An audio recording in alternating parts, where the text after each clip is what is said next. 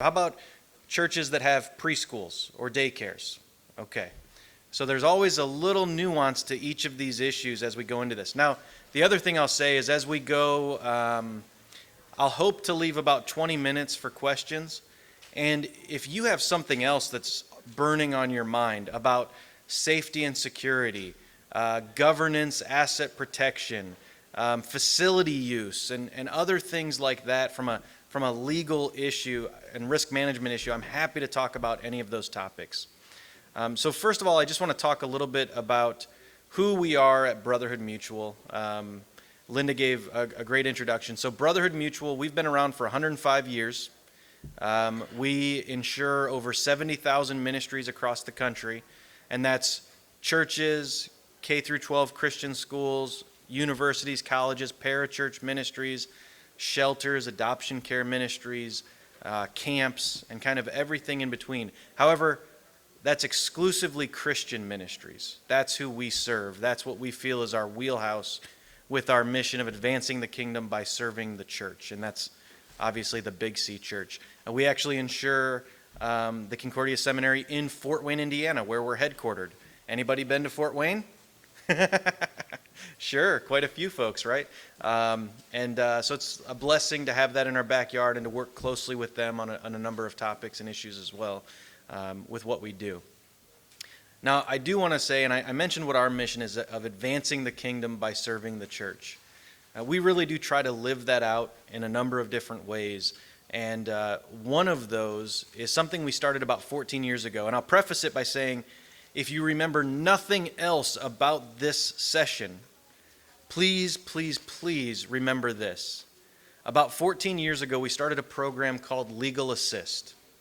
And that program is that any ministry, whether you're insured with Brotherhood Mutual or not, can contact our legal department and talk to one of our attorneys free of charge. Free of charge. Okay? The Legal Assist program, it was a way for us to continue to live out our ministry or our mission, because we know that legal issues and risk management issues arise in ministry, and it can be very costly to go out, reach outside of yourself to an attorney. A lot of times you have an attorney in your congregation, but they might not specialize in nonprofits or ministry risk management or anything like that. So we have a department of over 20 people that work on Legal Assist. We receive over 250 questions a month. We've answered over 15,000 questions total. And odds are, if you're facing an issue, we've seen it. And so some of the questions range from, hey, we have this contract, would you mind looking at it? And we just offer some legal risk management in that realm. Some of them are current pressing situations. We just found out a sex offender is attending our church. What should we do? We just had an allegation against somebody in our church. What should we do? We just had someone contact us and ask us what our stance is on sexual orientation or SOGI issues. You know, what should we do? Those type of things. We've had ministries that have the Westboro Baptist Church coming to protest on their sidewalk. What should we do? Those type of things. And so odds are, if you have a question, we've seen it. The other thing that we do is we review policies and procedures all the time. If you have a waiver form for a youth group activity, we review that and offer feedback. If you're looking at updating your child protection policy, we review that and offer feedback. Your employee handbook, your bylaws, your security policy, your firearms policy, any number of issues there, we will review those and you will talk with an attorney that we make available to you for free. I can tell you that last year alone, looking at the fair market rate, we gave away over $500,000 in legal services to the ministries that we serve. And it's just a blessing. It's why I do what I do. Linda mentioned I'm an attorney, but I also have served in ministry as a small group director. I now serve on the board of my church, and it's just a blessing for myself to have my profession, because not all of us are called to be on the front lines like you all are, but to be in a profession where I can support ministries and feel called to do what I'm doing as well. And so I appreciate that, and I'm so thankful for that opportunity. So remember, if you remember nothing else, Legal Assist. And I'll tell you, Right outside these doors is Brotherhood Mutual's booth, and then also a table for the American Church Group of Texas, which two gentlemen standing in the back, Zach and Matt, raise your hands, wave. They're with Brotherhood Mutual's agency here in Texas, American Church Group of Texas. They have resources on their tables about legal assist. They have resources on their tables about the sample policies and procedures that we have available to you, and other offerings that we have for free. We make those available to everyone, whether you're insured with us or not. So check those tables out, take that brochure. Just another little plug. You know, you come to these conferences and there's swag all over the place. It's the stuff we all get. There is a white Brotherhood Mutual pen that has a highlighter and a felt tip, and it is the best pen I've ever found for commenting and notation in a Bible. Best pen I've ever found. So take a look at that too. All right. So without further ado, let's get started on this, and let's talk about faith-based employment issues, and especially in the religious freedom context. So many of you are aware of this, but we live in a changing society.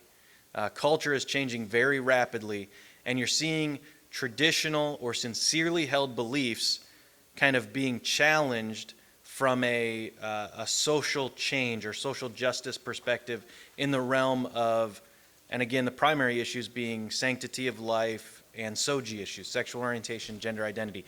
Those seem to be the issues that rise to the top. And what's happening is this butting of heads between the First Amendment and the 14th Amendment.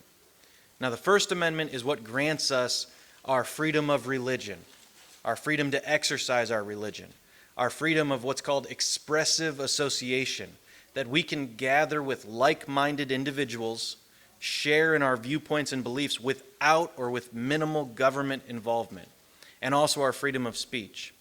And then you have the 14th Amendment, which was passed after the Civil War, that prohibits discrimination. Primarily, it was designed to prohibit racial discrimination. But over the years, other types of discrimination have been read into that. So it gives folks equal protection under the law and due process under the law.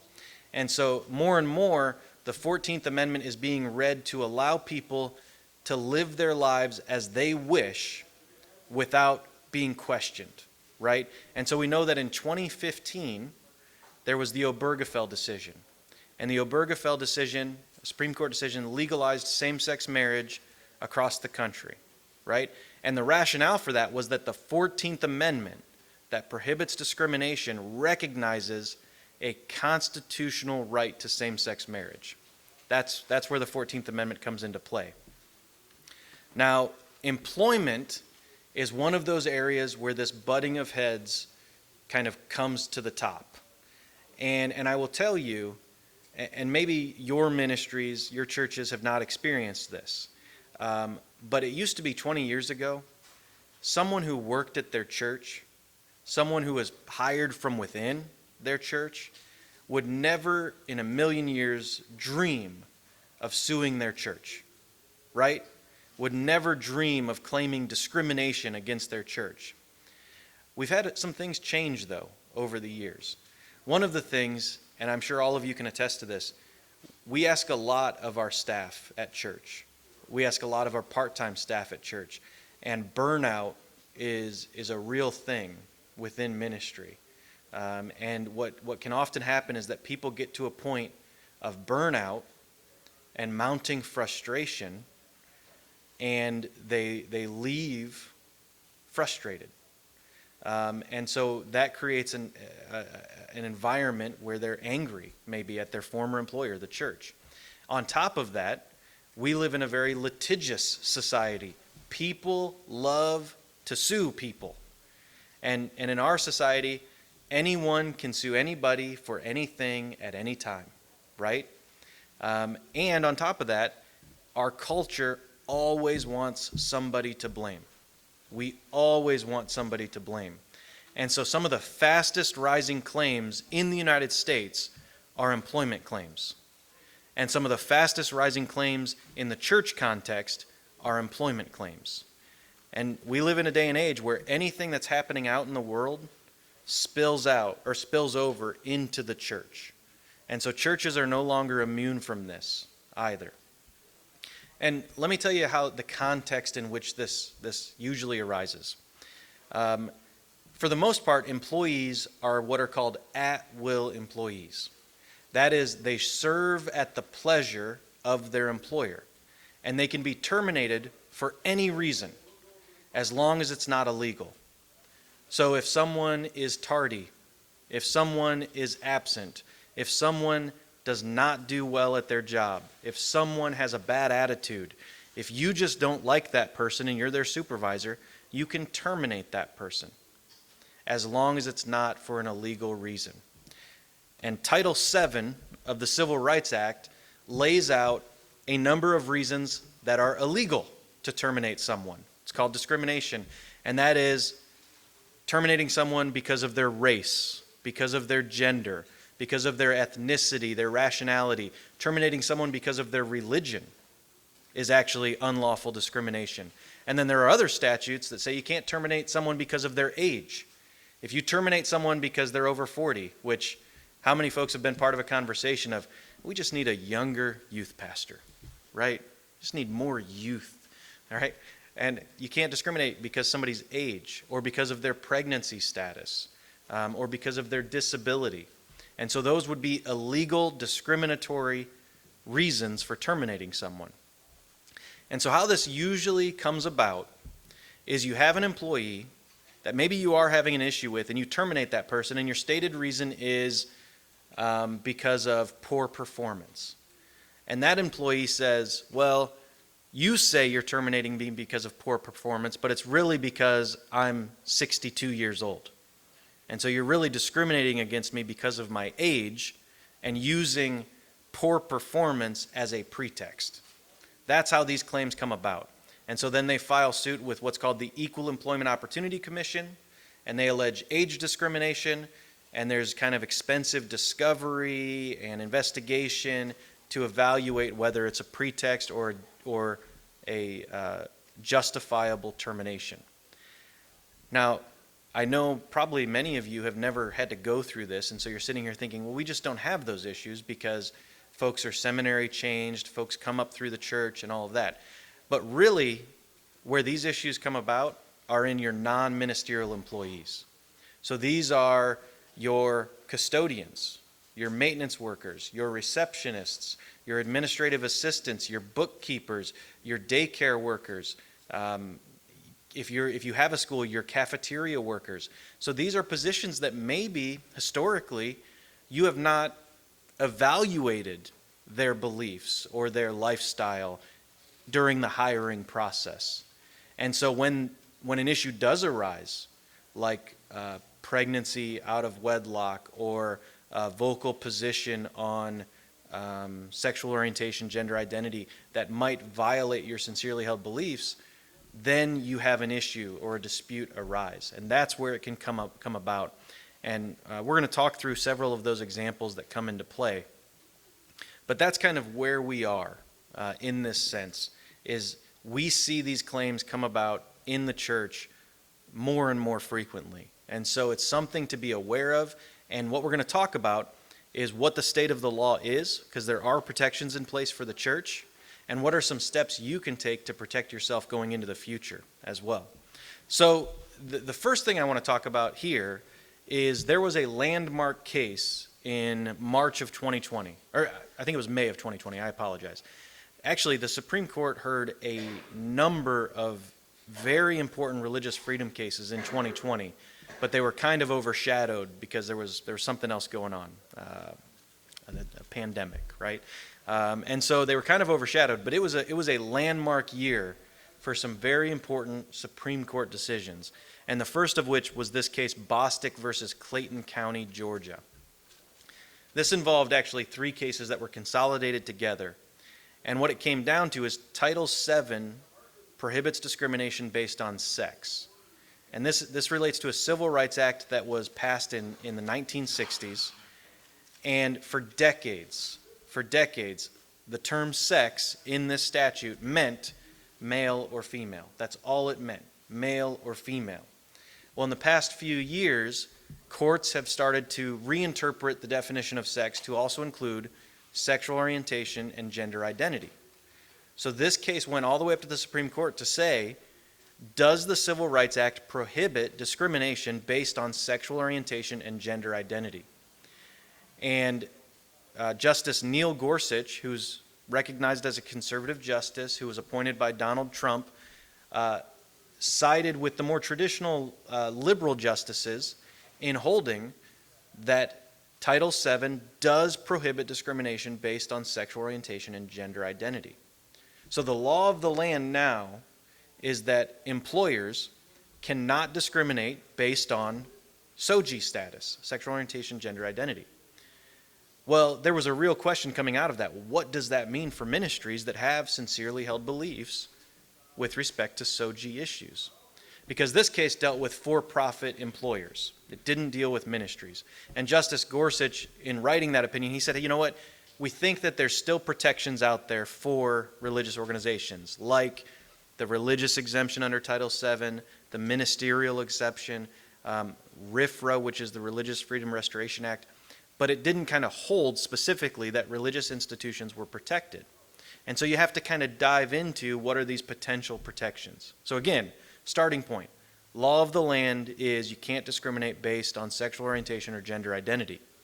What are some exceptions to that that apply to Christian organizations? The first one is the religious exemption under Title VII.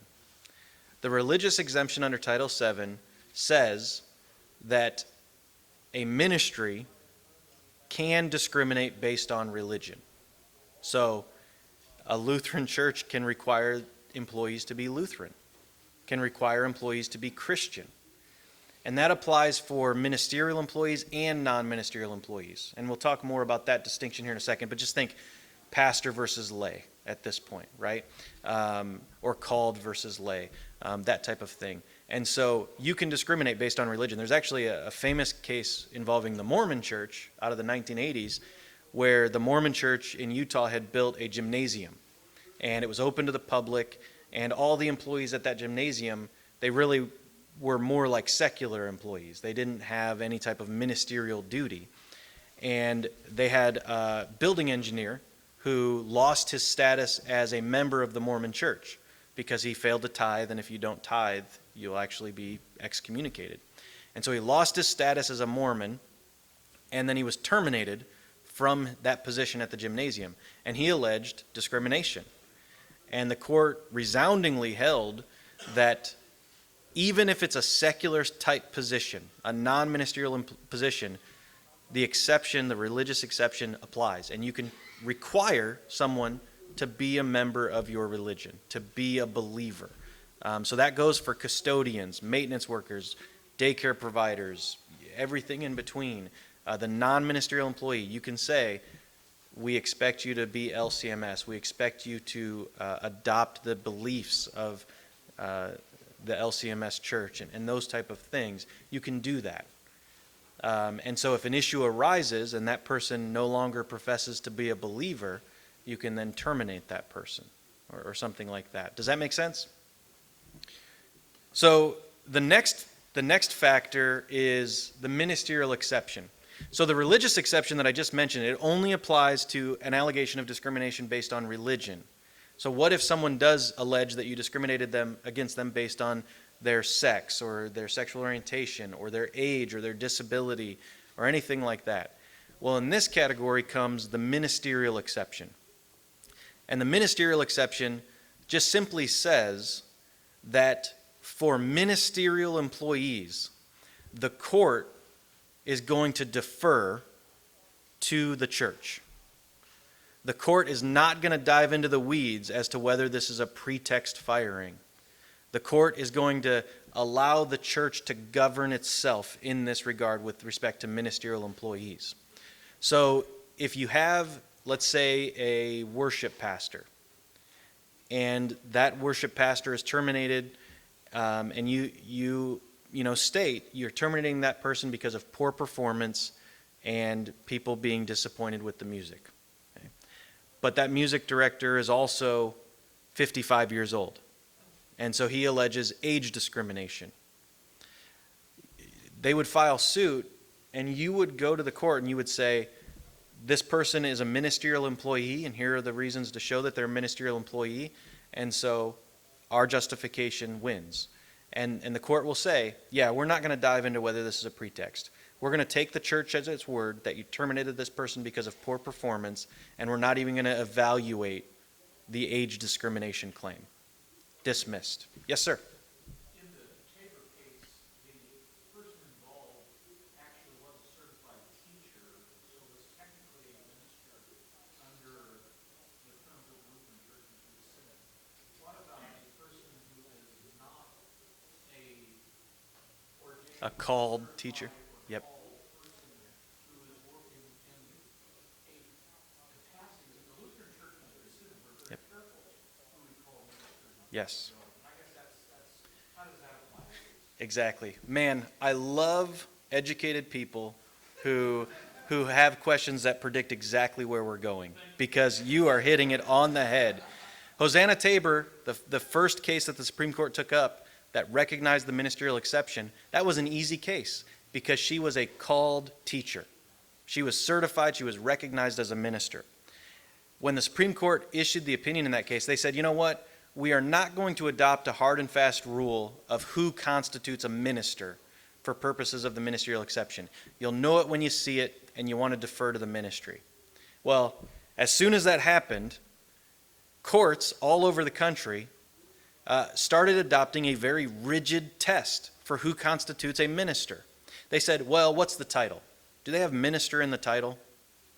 Honestly, they're like, if minister's in the title, then they're a minister. If minister's not in the title, then, what's the substance of their title? And how much training do they have? And so last year, there was another landmark case. This is Our Lady of Guadalupe versus Morrissey Beru, and it dealt exactly with the question you have. Because these courts started saying, you really have to, they started doing like a pretty deep quantitative and qualitative analysis. That is, how much actual training does someone have, an education for being a minister and speaking the gospel? And then what's their actual title? So this case involved two Catholic schools out of California. And even though they were Catholic schools, the Catholic school did not require their teachers to be Catholic. Okay? But they were required to attend a 2-hour seminar at the time they were hired to teach them on Catholic doctrine. They were required to teach students on religion about 30 minutes a day. They were required to go to Mass once a month, and they were required to lead their students in prayer every day. And with those, and their title was simply teacher. With that, the lower courts out in California, they said, that's not enough. That's not enough. These are not ministerial employees. They don't have to be Catholic. They only had to go to a 2-hour seminar. They only go to Mass once a month, and they don't have to be Catholic. And so not ministerial employees. The Supreme Court took the case up last year in 2020, and the majority conservative justices held, yes, those are ministerial employees. It's not about the title. It's not about the formal training. It's the substance of what they actually do. So where we are now is if someone is tasked as part of their job duties with teaching in the faith, with leading young people or adults in the faith, counseling them in the faith, teaching them, walking with them, and somehow espousing the beliefs of your ministry, that person is likely going to be considered a ministerial employee. We have schools where college professors, there's a case with a professor of economics, and she was espousing some things, but part of her job description involved kind of inculcating the beliefs of the ministry to the students, right? And she was doing that, and they had an issue with her, and they claimed ministerial exception. So even a college professor who does not have a title and does not have seminary training can be considered a ministerial employee. So when you think about your children's ministry, these folks, they're teaching the faith to young people. They're likely going to be considered ministerial employees. We'll talk about some other ways and some things you can do to kind of build that up. But you're exactly right. It's what the position actually does. It's not about seminary training. So great question. The other now with the ministerial exception, that only applies to ministerial employees, though. So if you do have someone, I want to back up. If you do have someone who is clearly a non-ministerial employee, that is, if you have a maintenance worker that nothing in their job duties relates to ministry, then the ministerial exception doesn't apply to them. And so if they file suit for age discrimination or disability discrimination, you're going to have to go through the full defense practices. I mean, it's going to be a costly claim, and you're going to be navigating that because they're not likely to be considered a ministerial employee. So the ministerial exception, it applies to all claims of discrimination, but it only applies to ministerial employees. Then there's this lesser known kind of defense, if you will. And this is called the church autonomy doctrine, or ecclesiastical abstention doctrine. Let's say church autonomy, that's easier. And what this says is, if there's an allegation of discrimination, and to decide whether the church discriminated, we have to analyze, kind of make value judgments on the beliefs of the ministry, on the internal polity of the ministry.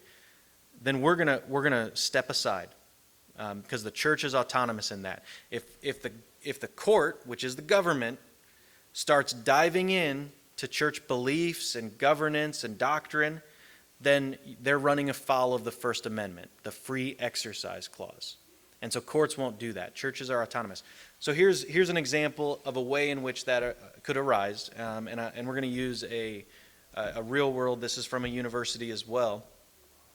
And this university had a seminary, and because of their sincerely held beliefs, only men could attend the seminary. Only men could be ordained.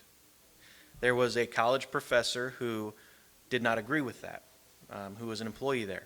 And she kind of started to develop a following of students and staff and faculty to challenge them and say, you're violating Title IX. You're discriminating against women. You're violating Title IX, and this is wrong. And so she started kind of causing problems. And again, this denomination's sincerely held belief was that men would be ordained ministers. And so they terminated her.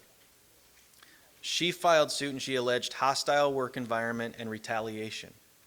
And what the court said is, for us to recognize retaliation and discrimination, we would have to make a value judgment on the denomination's sincerely held belief. And that would be invading the First Amendment and the church's autonomy with respect to doctrine. And so that's where the church autonomy doctrine can come into play, to provide basically a full defense.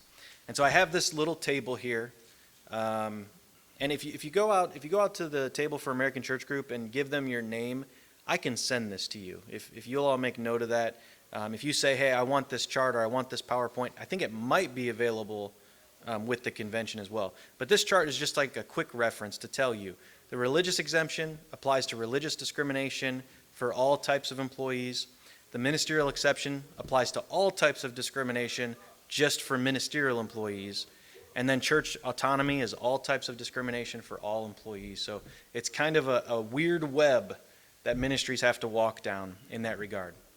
So that's kind of the state of things. But I want to give you some practical tips that you can take back and hopefully put into practice. And I really hope that some of these are low-hanging fruit, if you will. I know sometimes coming to conventions like this, it's like drinking water through a fire hose, and you might get a lot of materials and a lot of thoughts pop in your head.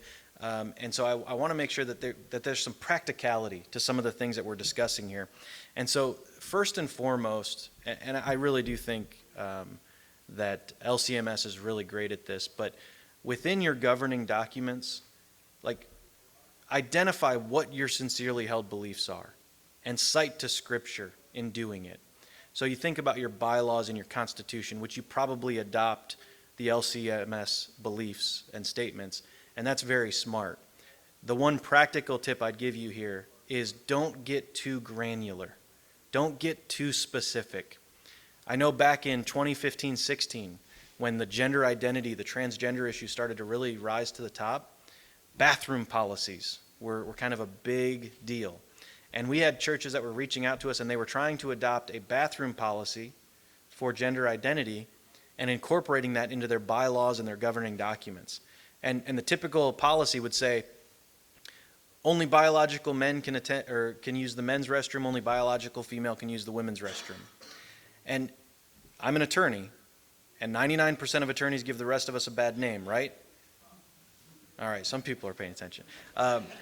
But as an attorney, if I read that, my first thought is, how do I poke holes in this?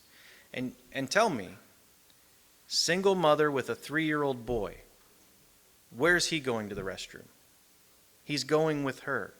He's going to the women's restroom. That's always been the way it has been. And you would allow that. And so if you try to create a very specific policy, you have to look at the unintended consequences of it as well.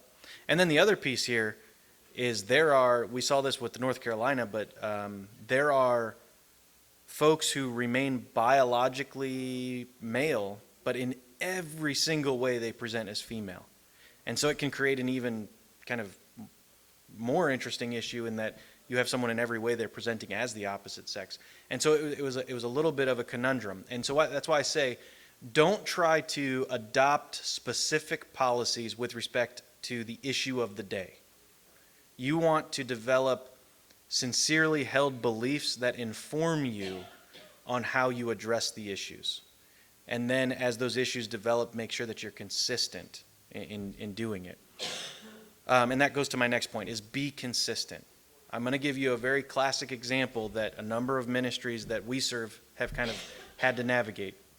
And that is when someone has a very visible public sin, like pregnancy outside of wedlock, and that person is terminated. But similarly, you become aware of someone who's having relations outside of wedlock, who's a man, and you treat that as a counseling, a moral failing, and you counsel that person in kind of the philandering or fornication or whatever you want to call it. That's inconsistent. Because what it looks like to an attorney in a court is that you're treating a woman differently because she has a visible sin than this gentleman over here. Same thing I'll say on this front is we see a lot of sincerely held belief statements with respect to sexual sin and the list of sexual sin. So you have sincerely held beliefs with respect to the roles of men and women, with respect to sexual orientation, gender identity, with respect to sex outside of marriage, with respect to, and then also in that list is pornography, right? And the question I have is, as you navigate this, is if you have pornography in the same sentence as sexual orientation, let's go with that, would you treat those equally? Because what I've found with ministries is a lot of time when you have a young man who's struggling with pornography, which a lot of men are, you treat that as an opportunity to help that person, to counsel that person, to maybe become an accountability partner for that person through Covenant Eyes or whatever. But yet, in your statement, it's listed on equal footing with sexual orientation and sex outside of marriage. And so that's where I talk about think through how you would address those situations and make sure you're consistent in your position. You can treat those things differently. It's just a matter of making sure you're consistent in how you treat them differently. And then another piece, how many folks work like in HR, handle the employment aspects of your ministry? Okay, so a few of you. How many people have people who report to them? Okay, and they're like accountable to you, or you're responsible for their development and growth and things like that. Inevitably, you're going to have folks that are having performance issues, competency issues, and potentially moral issues. Okay, inevitably, it's going to happen. And a lot of times what we see in church, and it's absolutely correct, is when someone's having a moral issue or a performance issue or an attitude issue, we treat that as a ministry opportunity where we want to come alongside that person, help them grow, counsel them, and help them develop. But you also have this employment context in play. And what we see a lot of times is that ministries, they might have years of issues of someone falling into the same bad habits, the same bad attitude, but you're not documenting it. You're kind of treating it as a chance to kind of go talk with them and help them along. If you have someone who's having those attitude issues, those moral issues, or anything like that, one of the best things you can do to truly come alongside of them, be an accountability partner, and understand the employment issue side of things too, is if you sit down and you talk with somebody, let's say it is a moral issue, a moral failing, okay? You sit down with them and you talk through it with them and you say, hey, we're aware of this going on and just want to know what are some steps you're taking to correct it. And that person, they might lay out like 3 affirmative actions that they are going to take to correct this issue. And you're going to affirm them and say, thank you for doing this. The first thing you should do is go back to your desk or go back to your computer and send them a confirmatory email. And when you send that confirmatory email, it's just simply saying, hey, it was great talking to you. It doesn't have to sound like an employee or employer-employee situation. It's just, I really appreciated talking to you about this and you sharing it with me. And from what I understood about our conversation is you're going to do this, this, and this. And I really look forward to working with you through this and talking with you, in another 6 months. And then end it with this sentence. If I've misunderstood anything about our conversation, let me know. If I misunderstood anything about our conversation, reply to this email and let me know. Because if they don't, they have affirmed what you stated was accurate. And now you do have something documented to hold them accountable to the action steps that they've laid out. So we're not saying, you need to have the HR hat on all the time or anything like that, but it is documenting it to make sure you have a path. Because I'll tell you, I'll give you one example of just a terrible claim that we had out of Ohio. And this was a youth pastor who was at this church, and there were 2 incidents when he was a youth pastor where he was sitting on bleachers. They were watching a baseball game, and he gave a teenage girl a back rub. She was wearing kind of a spaghetti string tank top, and he was giving her a back rub, and some parents saw that and thought it was pretty inappropriate. And it is inappropriate, and reported it to the church. The church leadership went and talked to him and said, hey, don't do that again. Just talk to him. Didn't document anything. A few years later, he's getting ready for a mission trip. And as part of the mission trip, he's interviewing the students who are going on the mission trip in his office, and he starts questioning one of the girls about some very inappropriate things. And even says says something very inappropriate in the sense of, like, I could have sex with you right here, right now, and no one would even question it. And she was made uncomfortable by that, told her mother told leadership, and the church came and talked to him and said, that's inappropriate. He said, well, I was trying to make her uncomfortable for her to know that when she's in the field, these type of things could happen. And the church said, okay. A few years go by, and they actually plant a church and promote him to senior pastor of that church. 11 years go by where he's the senior pastor of this church, and the churches had kind of separated, and same situation in his office, questioning a girl about missions, and he rapes her. Right there on the spot, he rapes her. He's in prison for decades now. And they filed suit against the church he was at and the church he was promoted out of, because they alleged that you knew that there were issues and you didn't document it, and you negligently allowed this person to ascend to the position he was in. And the court found the church he had left liable. And so that's obviously devastating.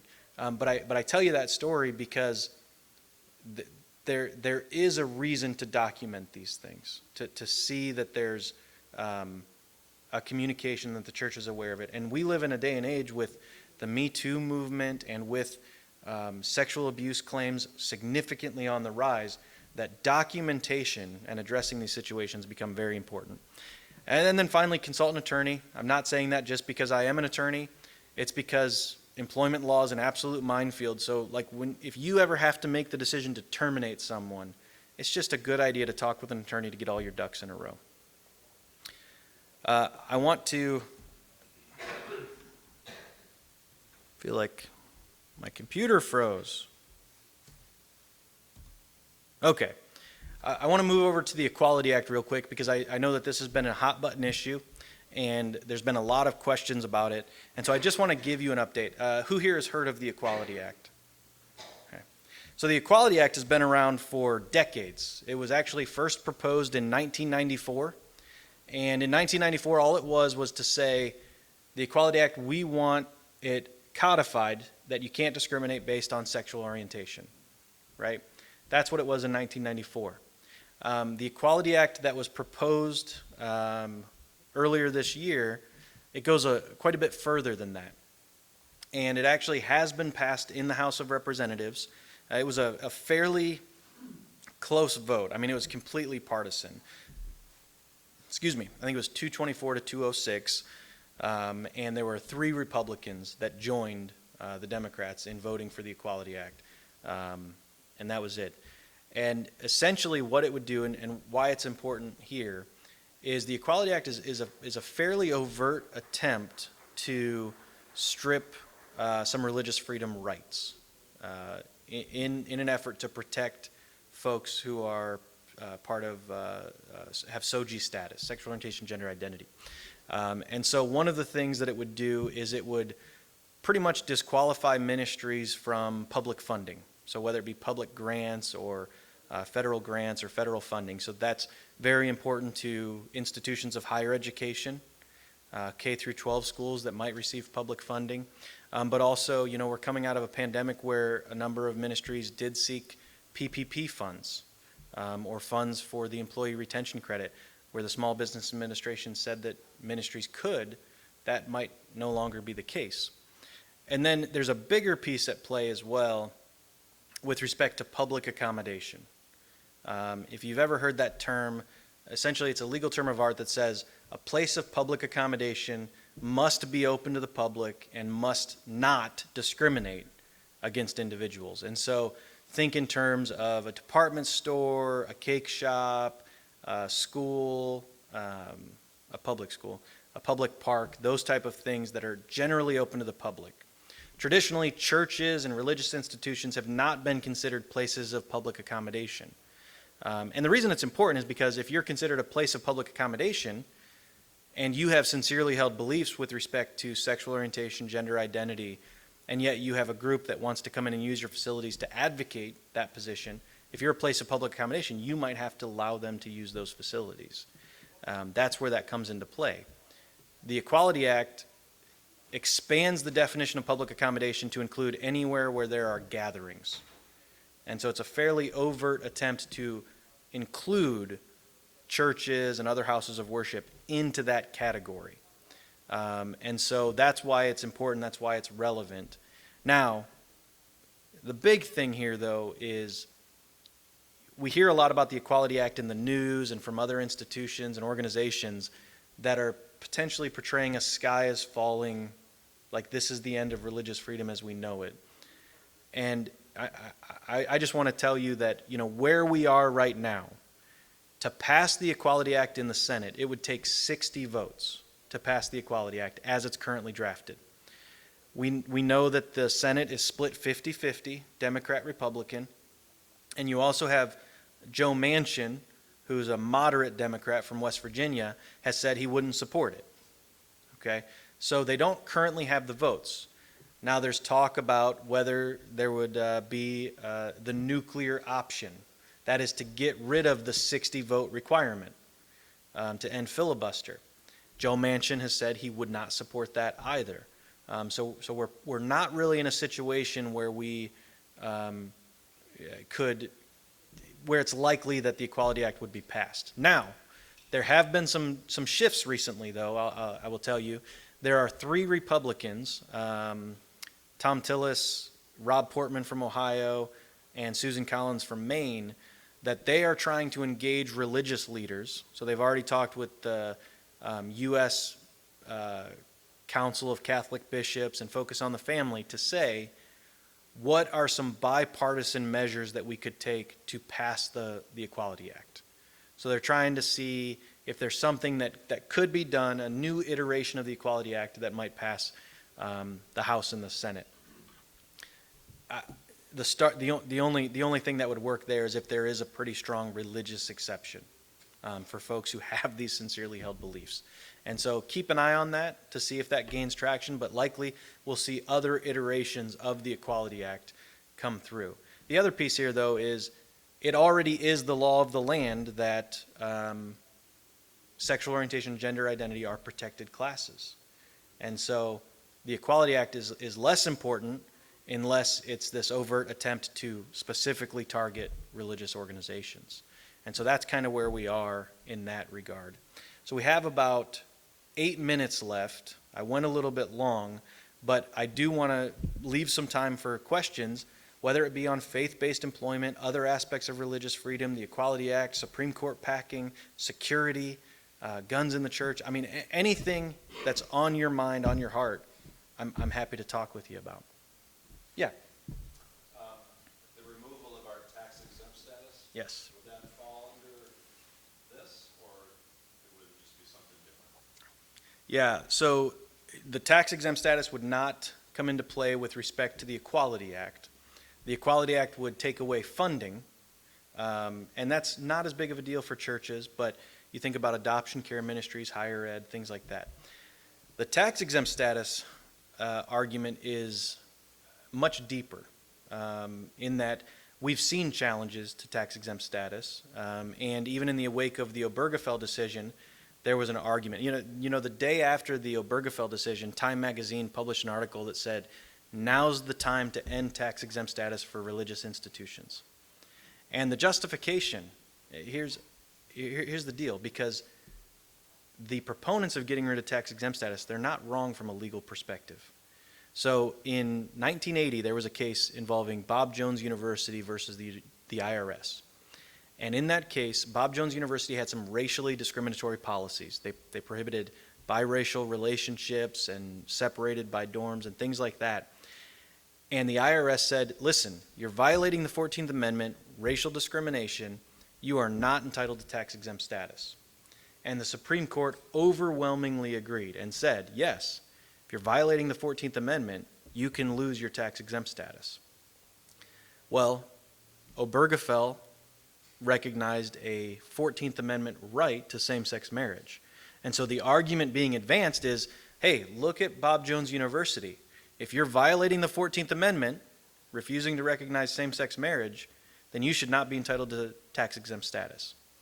That's one of the arguments. That argument has been advanced for 6 years, no traction. No traction at all.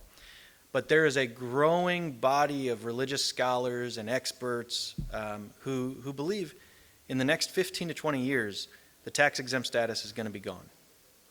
And it's not going to be overnight. It's going to be a slow erosion. And you already see it at the local level with respect to property taxes. It used to be with property tax, if you had land set aside for development, that they would say, oh yeah, that's set aside, that's still ministerial land, tax exempt applies, or exemption applies. Now they challenge that. If you have square footage within your building that might not be used for a ministerial purpose, right? Like you lend space out to a different entity, they might carve that square footage out and say, not entitled to exemption. And so you see it there more and more.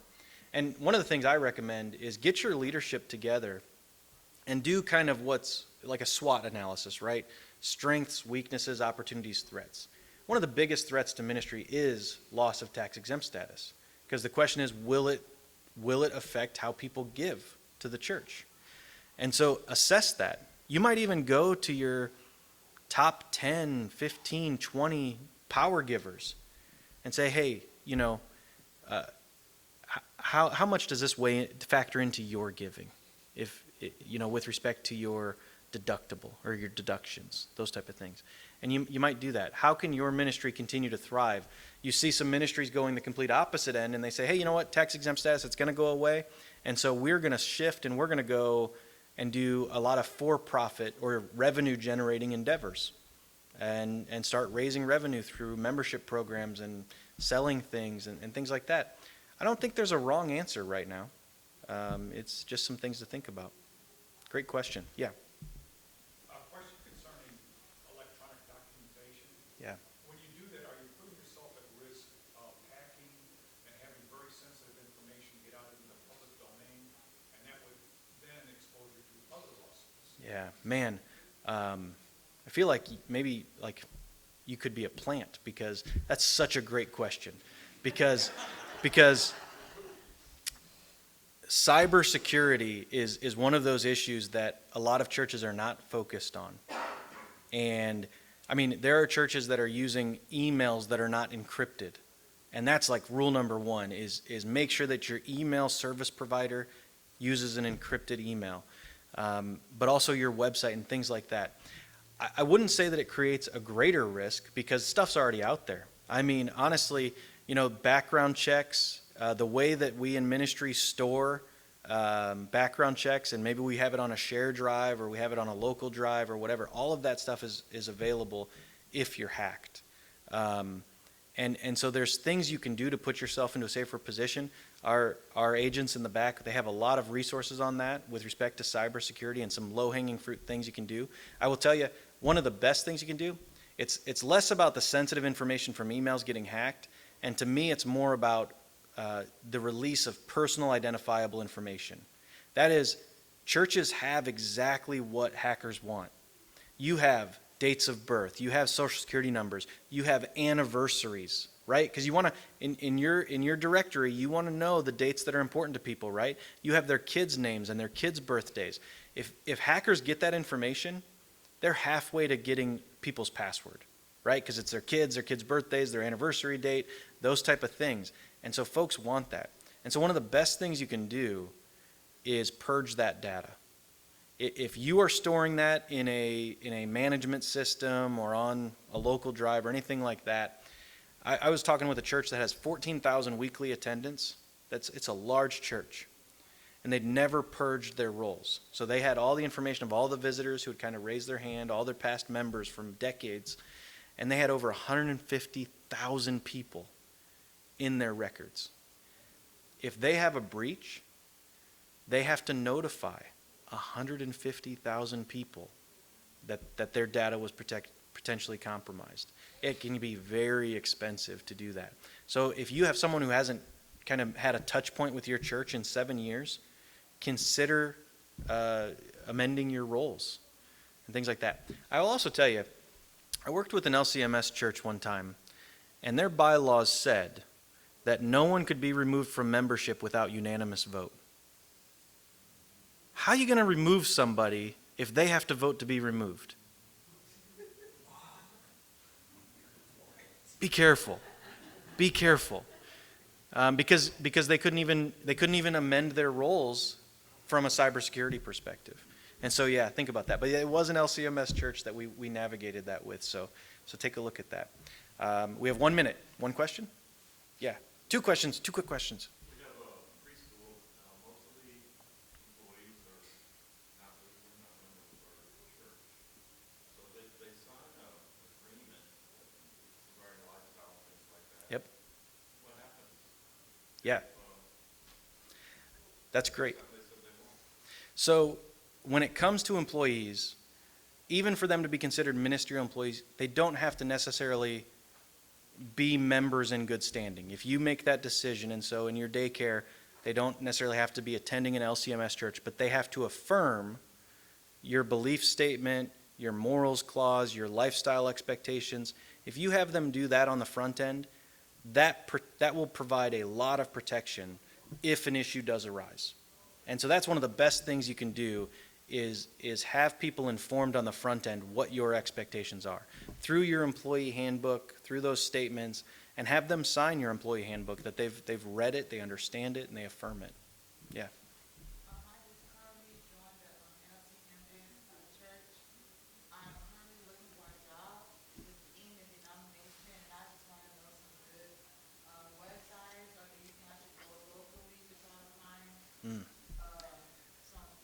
That's, and I'm not in LCMS, but Linda, you want to come up and can you answer that?